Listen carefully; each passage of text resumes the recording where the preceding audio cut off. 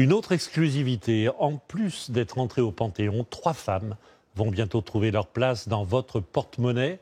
3 nouvelles pièces de 10, 20 et 50 centimes qui seront à l'effigie de Simone Veil, de Marie Curie, de Joséphine Baker. Alors c'est un privilège. Mathieu Poissonnet, Olivier Cresta et Lucas Lassalle ont pu pénétrer dans les coulisses de leur fabrication. Les voici, nos nouvelles pièces jaunes. Côté pile, elles n'ont pas changé, mais côté face, 3 femmes font leur apparition. Simone Veil sur la pièce de 10 centimes, Joséphine Baker sur celle de 20 centimes et Marie Curie pour les 50 centimes. 3 nouveaux visages, les avez-vous reconnus? Comme ça, non, je ne l'aurais pas reconnu. C'est Simone Veil, je suppose. Mais je la connais, mais là, je n'aurais pas forcément reconnu. Ah, Joséphine Baker, c'est chez nous, ça. Parce que nous, on est du Périgord. Sur ce marché de Gironde, ces 3 femmes forcent l'admiration. C'est bien, ça valorise les femmes. 3 femmes qui sont au Panthéon, en plus, on est bien. Ça nous parle, quoi, nous, femmes. Et c'est très important de les retrouver parce qu'autrefois, c'était surtout les hommes. Alors maintenant, vive les femmes. Ces pièces ont été imaginées ici, à la Monnaie de Paris. Dans son petit bureau, face à la Seine, Joaquin est le graveur général. C'est lui qui a eu pour mission de dessiner ces nouveaux visages.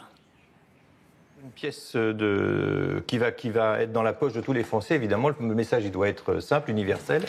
Un message clair, un visage, mais plein de détails qu'on n'aperçoit pas forcément quand on sort quelques pièces pour acheter le pain. Regardons de plus près. On a aussi ici une évocation du drapeau français.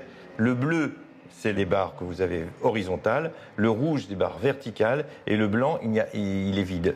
Nous avons ici aussi le RF, République française, ici les 2 signatures. Jiménez, ma signature obligatoire. Et évidemment, le drapeau européen qui est incontournable sur ces pièces maintenant. Nous avons le millésime, bien entendu. Depuis quelques jours, les pièces imaginées par Joaquin sont fabriquées à Pessac, en Gironde. Exceptionnellement, la Monnaie de Paris nous a ouvert les portes de cette usine ô combien particulière. On trouve tous les outillages qui peuvent frapper toutes les coupures françaises. Toutes nos pièces, elles sont là. Tout. On appelle ce tampon métallique un coin. Il doit être impeccable. Éric et Sylvain scrutent chaque détail. Un coin comme ça, normalement, doit réaliser entre 5 et 600 000 pièces. C'est énorme. Ah, c'est énorme, oui. Donc c'est pour ça qu'il faut qu'il n'y ait aucun défaut, sinon ça ferait 600 000 défauts.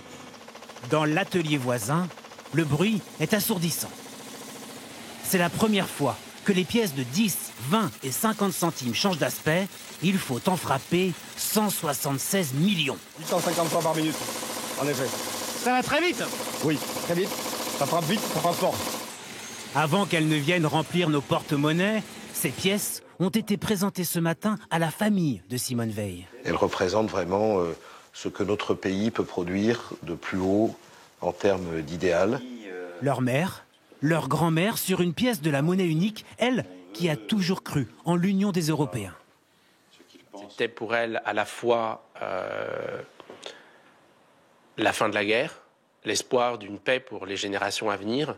C'était aussi un moyen d'entente.